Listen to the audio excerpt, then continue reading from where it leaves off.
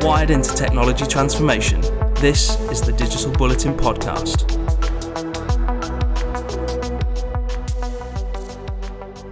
Hello listener, thank you for joining us. Us being me, Ben Mouncer, and my two-man heavyweight panel for today's technology chat. First up, we have our chief node, Digital Bulletin CEO, Romilly Broad. Rom, how are you doing? I'm all right, thank you. I'm not that heavy. I'm not sure. Heavyweight intellectually, I was kind of okay, that's fine. There. Yes, absolutely. Accept that. Excited for today's chat? Yeah, obviously. Yeah, aren't you? Absolutely. And next to Rom is James Henderson, the person with his hands on the levers of our content machine. James, intelligent automation is on our agenda today. How long before content and journalism is taken over by AI software, do you think? Well, hopefully never, because obviously that would be us out of a job. You would not, the amount of times I do get pitched directly from people, on whether it be LinkedIn or other channels, trying to pitch these services at me. I mean, if I took those, I'd be putting myself out of a job. So hopefully never is the answer, but there are services out there that can be used. If it did eventually happen, people like you and me would be sort of standing on the doorsteps of media organisations, angrily shaking our newspapers, and being like, "Yeah, certainly, it would make Extinction Rebellion look like a tea party by comparison." I imagine, but a myriad of angry journalists is not something anyone wants to see, particularly, is it? Well, I should probably let you guys know that I'm actively talking to these people. It seems like a cost-effective way of running an editorial enterprise. Okay. I'll let you know how it goes. And that's the end of the show. Goodbye. No, we've actually got a packed show for you today. We will be taking a deeper look at our Giga data centers case study and a data center industry that is trying to break free from old practices. And a bit later on, we also tackle the topic of employee engagement in the digital workplace. But first, it's time for some news.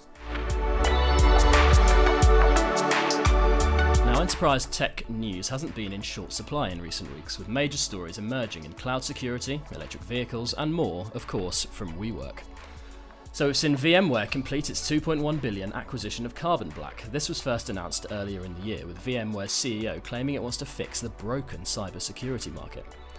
Carbon Black's cloud-native solutions will allow VMware to carve off security into its own business unit.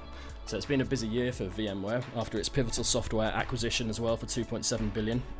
That was covered over on digitalbullet.in on our bulletin board, where we also covered SAP and how they replaced one CEO with two. Now, Bill McDermott's sudden departure after nearly a decade saw SAP, quote, activate its long-term succession plan. I love that. And appoint Jennifer Morgan and Christian Klein as his co-successors, so it's going to be interesting to see SAP's direction after such a sudden change. And also we've seen Dyson abandon its plans for an electric car. Equinix and GIC have penned a $1 billion data center contract, and SoftBank, surprise, surprise, looks like it's going to take control of WeWork. Now, you can find all of the best reporting on these stories and more via the bulletin on digitalbullet.in.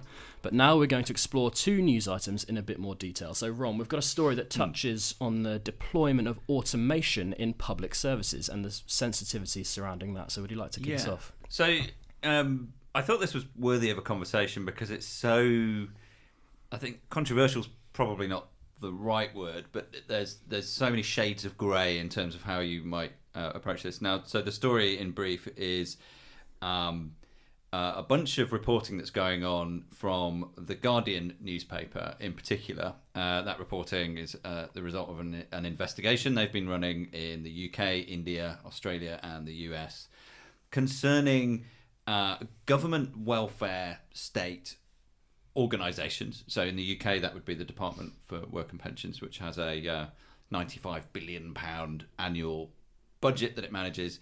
And how these organisations are looking to leverage intelligent automation, so RPA with an intelligence layer on top of it through AI and machine learning and so on, to streamline and improve the processes that are involved in what are enormously bureaucratic organisations. Now, The Guardian is taking a line.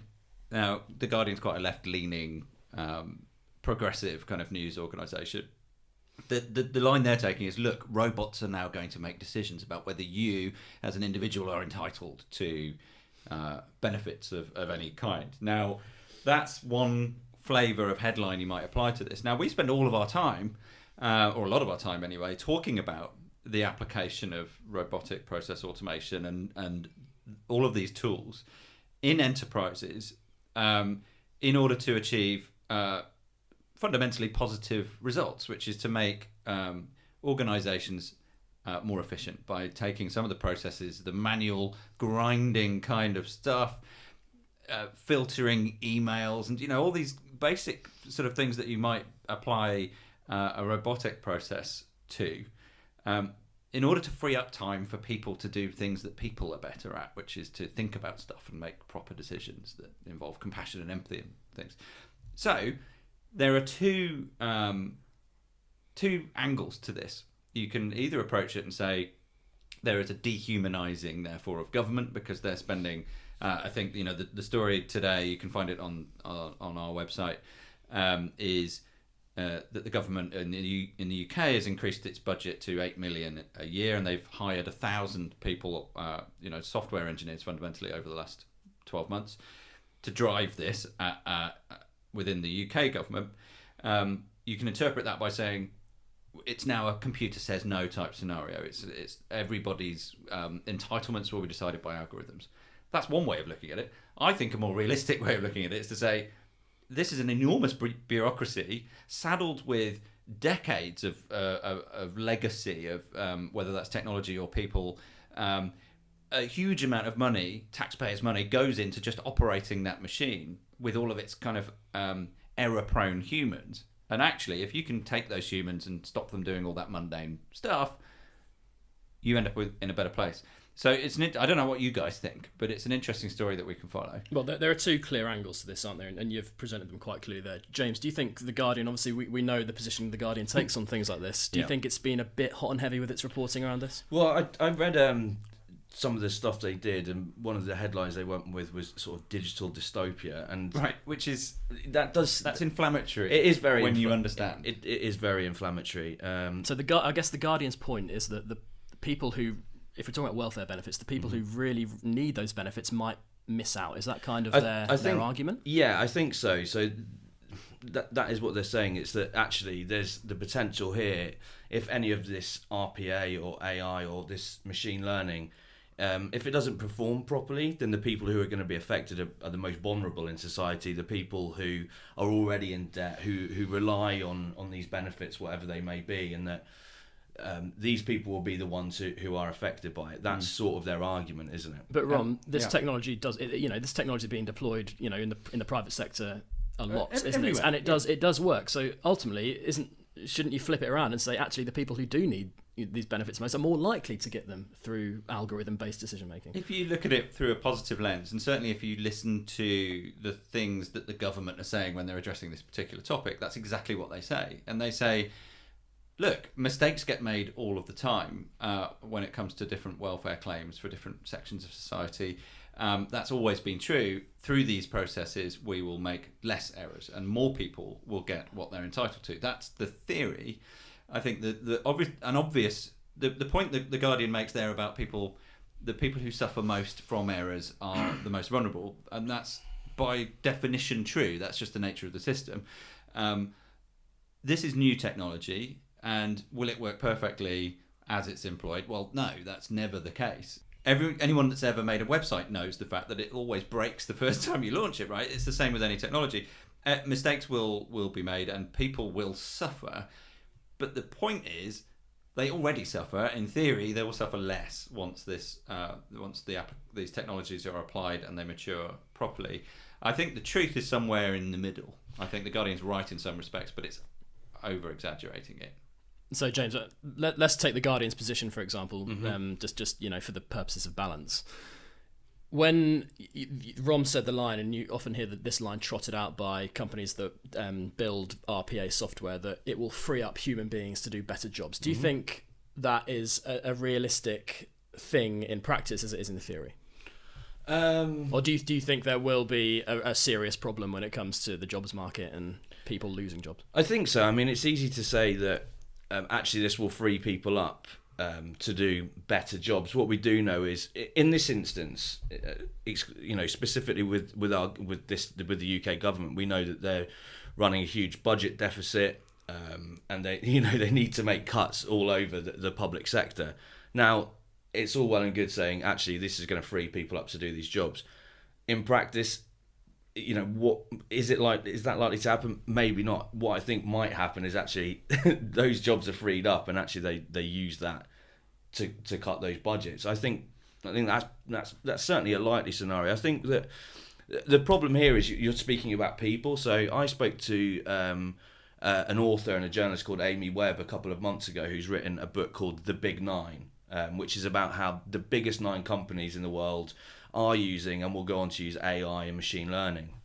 And she's laid out a few scenarios, and one of them is a scenario where there are sort of cross-government frameworks and cross-country frameworks where AI and ML is used for good. Now, in those scenarios, that's not a utopia where everything runs brilliantly. There are still mistakes that are going to be made there. I think the difference is when you're speaking about the Amazons and Googles of this world, when mistakes are made using AI and ML, does it really matter to their bottom line? Is there a human cost there? Not really. When it's governments and public sector like this, actually those mistakes are going to have a real human cost. And I think obviously that's where the Guardian has come in, and that's the angle they're taking here. It's very different when you're talking about corporations. It's very difficult when you're talking about an organisation which looks after the most vulnerable people in society. Yeah, that's why it's so charged. Yeah. That's why it's so ripe for the sort of headlines that the Guardian is coming up with. One final point on this before we move on. A group of people who definitely stand to benefit are the builders of this software. So in this example, it's UiPath, whose CEO recently became the first bot billionaire, he was quoted as. So, Rom, in terms of the potential that these companies have to really basically make loads of money, UiPath, Blue Prism, the companies that build RPA software, they're really in the right place at the right time now, aren't they? Yeah, and we have met and we know the people who are working at and running those companies, and they're not trying to create a dystopia. I think it's probably fair to say they're perfectly normal people who view what they're doing very positively, and I think we do too. These are transformative and useful technologies that ultimately will serve society well, and I think yes, they're going to make a lot of money, but also they're going to use that money to employ an awful lot of people, and there's a counterpoint to that. Yeah, some people may have their jobs change or even disappear on them, and that's going to cause problems. But an equal number of people are going to end up being employed to maintain and grow and build these things over time. Employment will change. It's not going to disappear. And I think it's rather too dramatic to suggest it will. Obviously, this is a topic that should resonate with the public. At the moment, this story is simmering sort of below the public consciousness with, Guardian editorials and not much more. I think over the next decade or 20 years, this is really gonna come to the fore. So anyway, let's move on. Let's move on to Facebook, actually. So one thing Facebook is very good at is keeping itself in the news, and its cryptocurrency project is currently managing that very well. But it's not been a good couple of weeks for Libra, has it, James? No, it's definitely not been a good couple of weeks for Libra. Do you want to give us an overview of what's happened? Sure. So obviously Libra was launched in June to quite a lot of fanfare. It had been coming for ages. Everyone who had any sort of connections to technology knew they'd been working on this for a long, long time. Released to a lot of fanfare. And they made a huge deal about. They had all the biggest payment organisations in the world were on board, because just as a quick overview, Libra itself, there's 28 other companies involved, but it's very much driven by Facebook. But the Libra Association itself included 28 other companies, who I think all put $10 million into it, and they included a lot of sort of payment organisations, which you need if you're going to build a cryptocurrency. And in fact, when Facebook launched it, they made a really big point of this, deal, didn't they? Because they didn't want it to be seen as Facebook being just the only company involved in this, because obviously people would naturally react badly to that. Of course. They shouted loudly about the fact that these companies were involved. Yeah, very much, and I think almost they wanted to insulate themselves from any sort of criticism, which they didn't. But what has happened since is that, so a couple of weeks ago, PayPal announced that it was pulling out, and it said that it was pulling out to sort of concentrate on its main business and the usual things that you would expect to read in a statement like that. And I actually wrote a piece last week sort of wondering out loud if actually that was a one-off, or actually if it was the beginning of a sort of cascade of companies. And in the last couple of days, MasterCard Visa, eBay, and Stripe have all announced that they're pulling out as well, which is obviously dreadful for this project. Now, they've all made the same noises as PayPal, that long term they think Libra's a good project, but they want to concentrate on their own things at the moment. I mean, actually, the reason these guys are pulling out is because this project's come under huge scrutiny from lawmakers, from regulators. Mark Zuckerberg is appearing in front of the House of Financial Services next month to speak about it even more and be grilled on it. Straight away, it faced real criticism when they laid out how this was going to work, that they'd paid no heed to how they were going to try and combat money laundering whatsoever. So straight away this has come under intense scrutiny, and a huge part of this pitch was this alliance of payment companies, and they've all disappeared already before it's got going. And then it's actually come to light that in August, its head of product, Simon Morris, has left the alliance as well. So, really, really tough times, I think, for this Libra project. There are now experts out there wondering out loud if this project is really ever going to go ahead now. Some people have pegged it will take to 2023. Others are now saying, actually, it's probably unlikely that this is ever going to happen. Rom, do you think Facebook would have been expecting this? This idea. kind of scrutiny, this kind of due diligence on a massive scale. Well, they must have. I mean, they're under scrutiny in all sorts of other ways as well. Anyway, in terms of the hangover from Cambridge Analytica and all that sort of stuff. There's an awful lot of attention on Facebook anyway. So they must have known. There's a more interest, a bigger, broader story here, really, which is about what ultimately is going to happen to Facebook and Google and Amazon and those others as well, who are approaching a monopolistic position now in terms of data and all that sort of stuff. But anyway, it's part of that bigger conversation. I don't know what you think. I think this. Not that I'm an expert, but it feels doomed to me. It feels this is just a non-starter now. That is. Well, the fact that the list of companies that you said have withdrawn, I think the big ones there are MasterCard and Visa. So and PayPal, certainly, yeah. So for a lot of these stable coins to get off the ground, they need to be tied to some pretty established payments companies, and obviously this is a big turnaround for Facebook, not in a good way. And also the head of product, the person responsible for designing the product, has already left before it's launched. Yeah, so. and that only came to light this week, and it actually happened in August, which does suggest that there's been problems for more than the last couple of weeks. Actually, in the background, it's obviously been some real uncertainty about this product or this alliance or whatever you want to call it for at least a couple of months, probably longer. Yeah, I think. One of the reasons I think it's doomed anyway is that if you bring anything to market, you've got to have a set of really good reasons for it to exist and for people to use it. Now, one of the reasons Facebook would be confident that lots of people would use it is because it's Facebook and lots of people already use it, but fundamentally, what do they gain from it? Well, maybe a year or two ago, there would have been certainly quite a lot of people in certain sections of society that would have benefited from it. So, for example, people in the world who don't really have banking yet, and there's a lot of people like that, or people making regular international bank transfers and so on might have found this a much more effective and fundamentally cheaper way of negotiating the international finance systems and so on. Now you think, well, yeah, that was all great a couple of years ago, but now you don't need to look that hard to find other organisations that are bringing things to market that actually address all of those problems. So, certainly in parts of Africa, you've got telcos that are now offering banking to the otherwise unbanked. You've got SWIFT itself, which is the established international payment. I can't remember what SWIFT stands for. Society of International Finance and Transactions. Some trade. Who knows? Something like that. Anyway, they kind of own this business anyway of transferring money around the world. They're bringing their own products to market as well that answers those problems in a much more trustworthy way, you would think, certainly from a brand perspective. So, I'm not sure that there's actually a place in the market for this anymore, really. So, add it all together, I think, it's probably something that Facebook ultimately will walk away from, I think.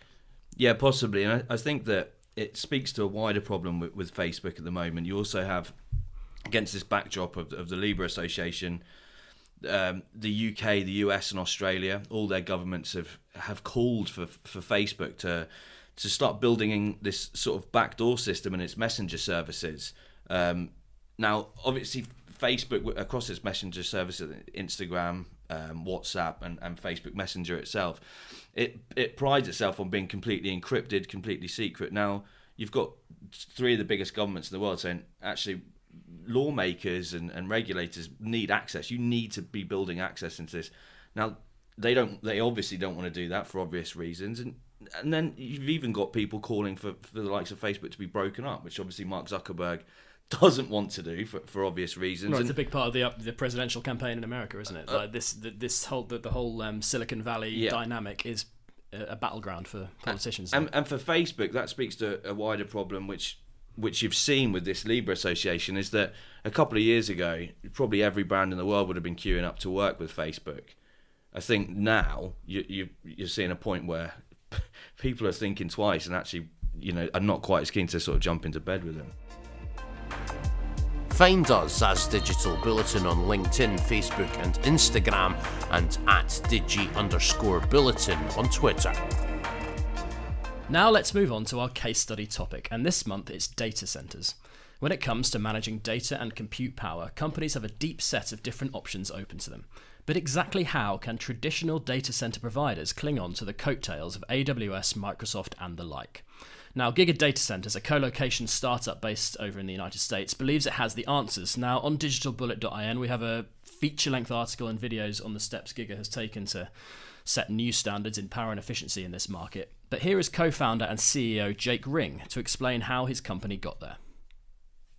I think it's interesting because in the data center market, there's been a tendency to try to do things the same way because the focus has been on never letting the power go down. I mean, a data center is a warehouse for IT equipment with belts and suspenders for the power and for the cooling capacity, because data never sleeps, content never sleeps. You want to be able to have those computers always operating. And so when your focus is 99.999% uptime, you don't want to necessarily change from the way things have been done previously. We're doing something different because the hyperscaler companies, Google and Facebook and Microsoft and others, they had the need to build their own data centers. And when you have your own manufacturing assembly plant, so to speak, you're going to focus on how to build that as cost effectively as possible. So with their resources, they were able to determine that a modular approach was actually going to work better for them. And indeed, that's what my co-founders, James Longacre and Daniel Robbins, were doing when they were working with Microsoft.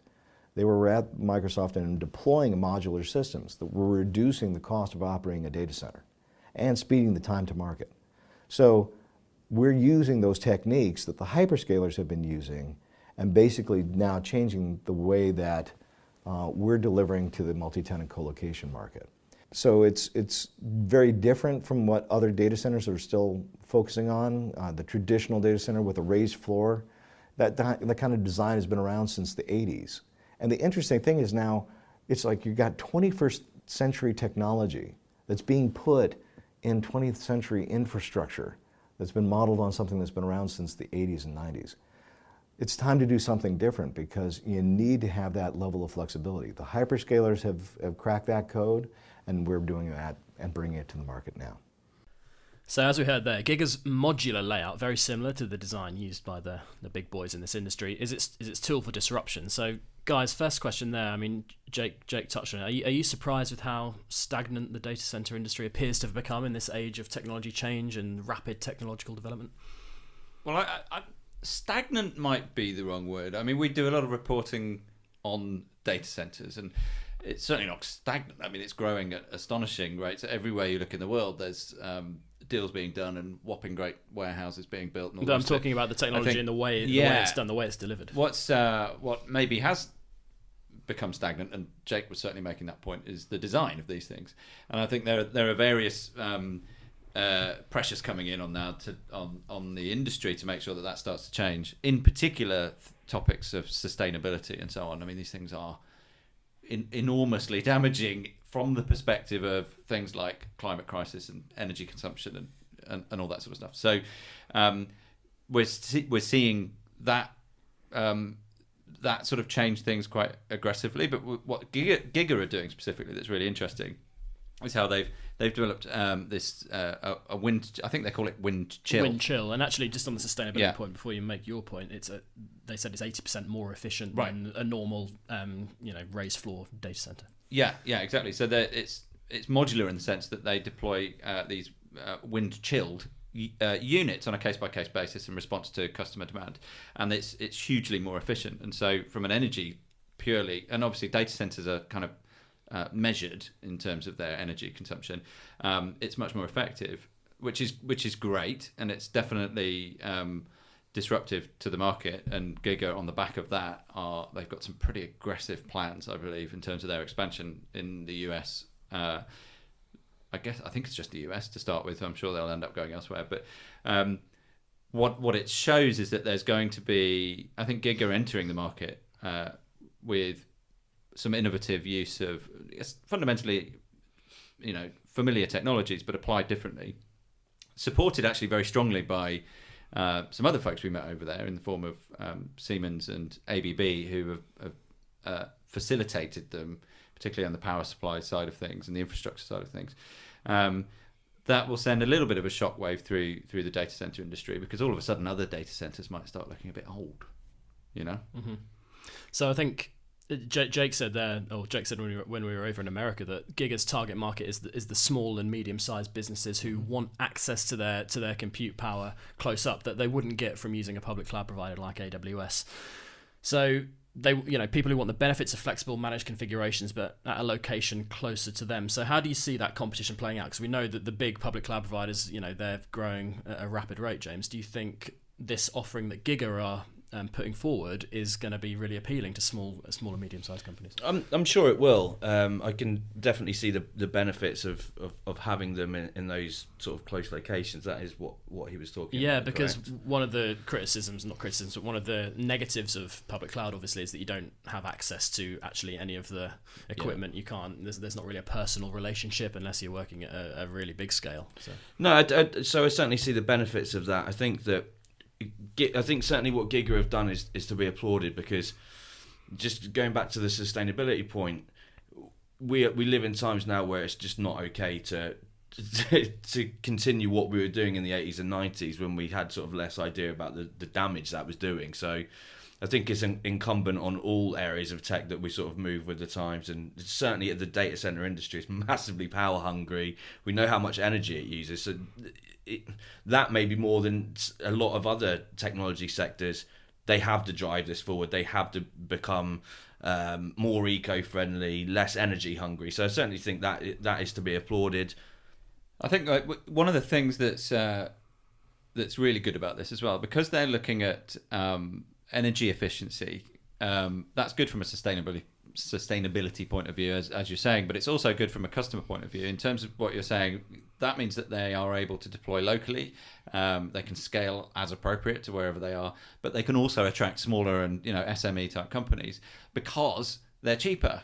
And ultimately, if you're going to market with a product, any product, if you can deliver real quality at a lower price, and you've got the sustainability benefit around it as well, you're going to be able to attract customers in large volumes. And as far as we know, it's been a little while since we were over there in North Carolina with them. They are doing that. I think they're doing very well, as far as I understand. So they're definitely a leader, I think, in this area. Yeah, and I think they have got a lot of competition there. There is a lot of competition in the co-location data center space, but the main thing that I gleaned from meeting those guys and going over to North Carolina and learning about their story is that, and Jake touched on it there, he has got a really strong leadership background, but James Longacre and Daniel Robbins, his two co-founders, were both at Microsoft, and when Microsoft were innovating and pioneering the technology that basically has enabled them to build this cloud computing empire. So actually, from a personnel perspective, Giga are in a really strong position. And also, just to provide a bit of extra info on the data center in Charlotte that we visited in North Carolina, it's the first data center in America to be awarded classification by the Open Compute Project. Now, the Open Compute Project is an organization with input from the likes of Facebook and AWS and Microsoft, where they have laid out basically a set of parameters for sustainable data center design.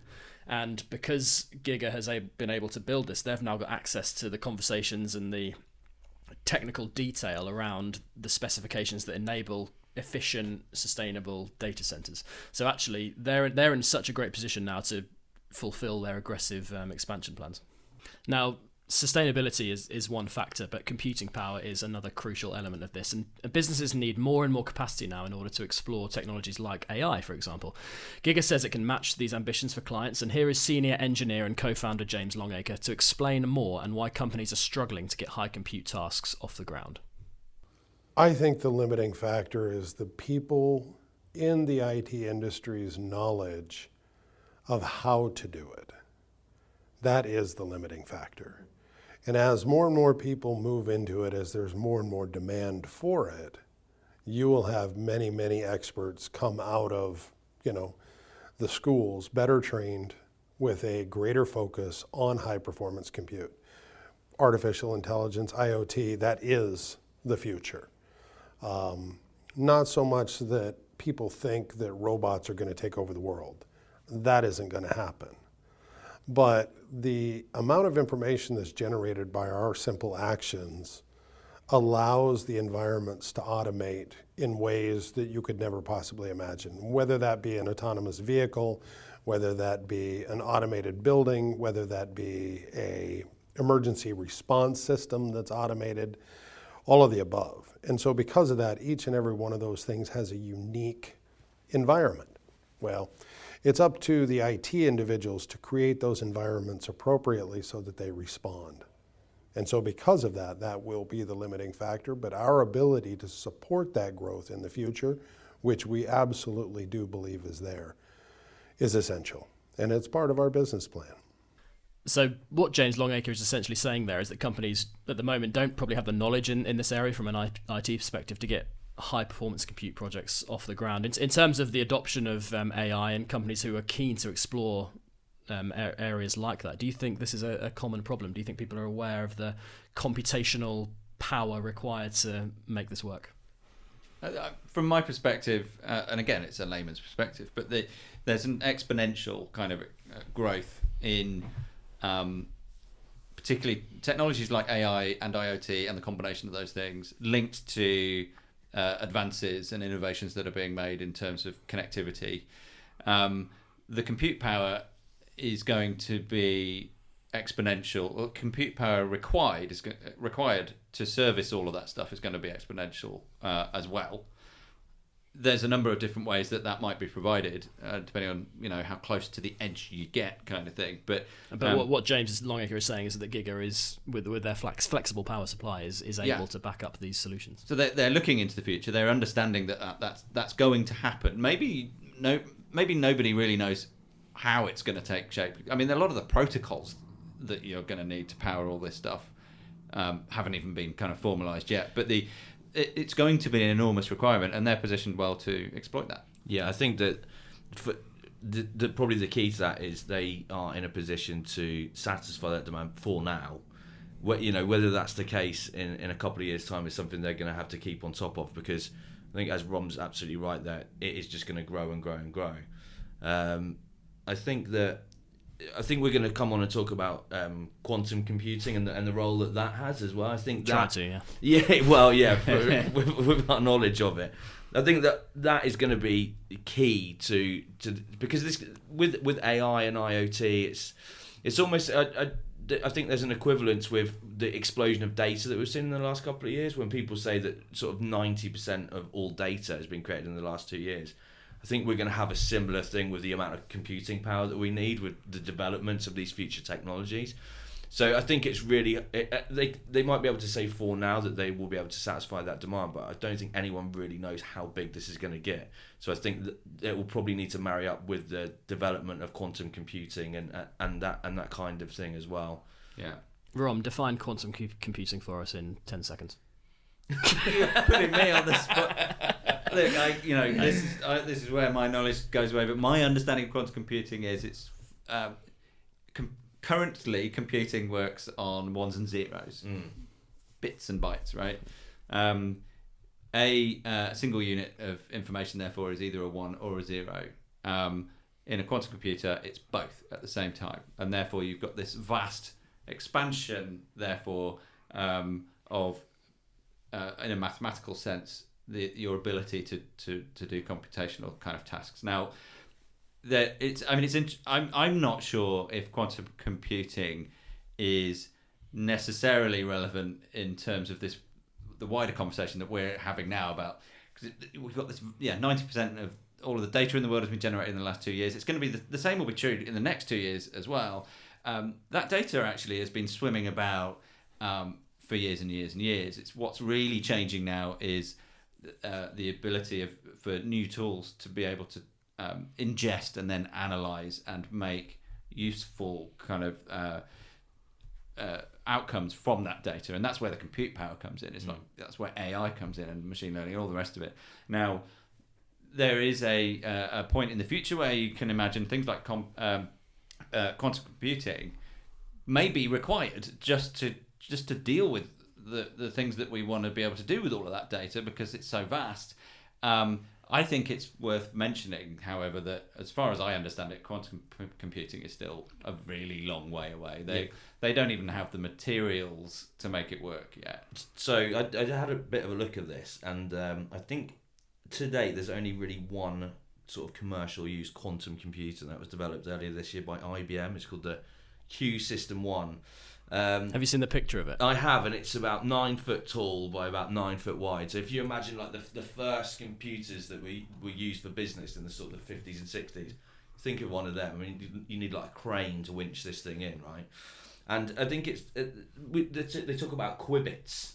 Now qubits. I think to be a practically useful quantum computer, you need a computer with 50 qubits apparently of power. Now I might be completely wrong there. This has 20, and we know that Microsoft, that Google, IBM, Intel are all putting millions and millions and billions of dollars into these projects, and governments are helping too for this race to quantum computing. And they're still very, very far off doing that. So I think it's definitely a future conversation, but I think you are right when you say that it's something that will be a few years off yet. Yeah, I think there's a point. We can understand the potential importance of this in the future. And in the future, we will inform ourselves properly so that we can talk about this. But it's a physics question rather than a business one, really, at the moment. Let's revisit that in 20, 30 years, maybe? Yeah, deal. Just tune in 30 years and we'll cover that one for you.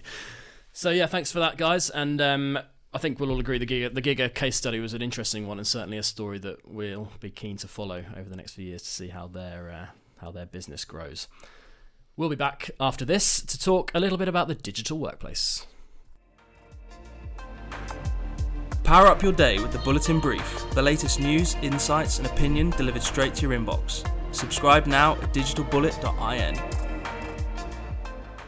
The digital workplace. Now that's a buzzword I think we all hear quite a lot these days, and I think we all agree that the way we work is changing hugely, and underpinning that change is of course technology. But how close are we to achieving true harmony between employees and the increasing amount of workplace tools available to them? Now, as part of National Work Life Week here in the UK, Software One, a multinational IT services company, published a study where a fifth of workers said a lack of IT knowledge hinders their performance at work. Now, it's quite an interesting topic, this. So I caught up with Software One's Andy Dunbar to discuss the research and the challenges businesses face in this area. I think the key point is that there's always been a fast pace of change of technology, and even more so with the evolution of cloud-based systems. You know, the pace have really, really picked up in the last 5 years as improvements, innovations. You know, the way we work has changed as well. From a workplace specific perspective, many organisations, certainly the ones I speak to, find it a bit of a challenge to keep up with that rate of change, specifically when they adopt cloud-based technologies in the workplace. You know, and as people become more enabled at home, you know, they're looking to kind of bring that into the workplace. Yeah, so the recent study that you guys did revealed that 20% of office workers feel their work performance was hindered by a lack of IT knowledge. So I guess the question there is, do you think that points to a slower rate of adaptation when it comes to people and technology? And what do you think that research demonstrates as a whole? Yeah, I think, if I'm honest, I think that research really clearly states that more needs to be done around ensuring that office workers are aware and have an awareness in terms of the capabilities within the tool sets that are available, and also a lot more needs to be done around empowering those workers to use the resources that I have available, and give them the knowledge and the capability to really exploit that technology as well. A lot of the findings that we've found from our customers and from ourselves is customers and end users want to really use the technology, but they just don't really see the opportunities, and they don't understand the opportunities. They'll use email where they should be using instant message, because they haven't really recognized the opportunities there with those tools. Where do you think the responsibility lies, Andy? Do you think it's an initiative that needs to be shown by employees, or do you think companies need to step in here and really sort of change their training programs in this area? Yeah, I think it's a shared responsibility. From what I've seen, you need the end users and the workers to really want to start to embrace the technology, and then there may well be demographic point which is driving that, but also organisations really need to start to embrace the digital transformation opportunity, and also actually help kind of the workers really kind of understand what can be used and what technology can be used for as well. There's also a cultural aspect to that as well, because organisations that are successful have also, as cloud and technology changes, they've baked in a culture of continual learning as well. So it's important that they really understand that it's not just the reliance on the worker, and the workers don't just rely on their employees effectively spoon feeding training. It's definitely a shared responsibility here. Can you put a time frame on it, Andy, as to when you think we'll get to a point where the majority of employees are happy in the digital workplace? I think what you'll find is that as the millennials, more and more millennials are coming into the workplace. I read a statistic yesterday that at the moment 35% of the UK workforce are millennials, but by 2022 is going to be about 55-60%. So these millennials, they're more akin to using chat-based online kind of tools, and not so much email. So I think as the demographics change, that will also facilitate a different stance and usage of the technology as well. So employee engagement is obviously a key pillar of digital transformation. So James, how big a challenge do you think it is to marry employees with the tech that companies want to use? It's one of the biggest, if not the biggest, I think. We know from speaking to people, from studies, from research, that one of the major reasons that digital transformations don't work is because the workforce is not bought into what they're doing. The companies don't think about the culture change that is needed. The messaging isn't right. And simply put, if you don't bring your workforce on board and explain to them the benefits, why you're doing it, get them trained in the new systems that you're going to be using, the transformation simply won't work. And that's why a great deal of these projects don't. We see figures of 60-70% of digital transformations don't end up achieving the goal that they were set out to do, and in a huge number of cases that is simply down to workforce not being brought into it. Rom, and Andy spoke there about organisations needing to do their bit to skill up the workforce and bring them up to speed with these technologies and the tools at their disposal. What level of change do you think needs to happen in that area, maybe from your own experience or from what you've heard when speaking to people? Yeah, I think it kind of depends what kind of organisation it is and what it's trying to achieve. And I think we speak to a lot of leaders who are responsible for change management, and that's tech-driven change management normally. And I think what potentially trips people up quite a lot is that there's a temptation to take off-the-shelf tools, particularly from a teamwork or collaboration perspective, and to assume that they're going to solve problems that you actually haven't really identified. You say, well, it's just going to make people better at talking to each other or something. It's like, well, actually, a lot of the time, people are quite good at talking to each other with mouths. And, those. And sometimes you're trying to solve problems that you haven't actually got.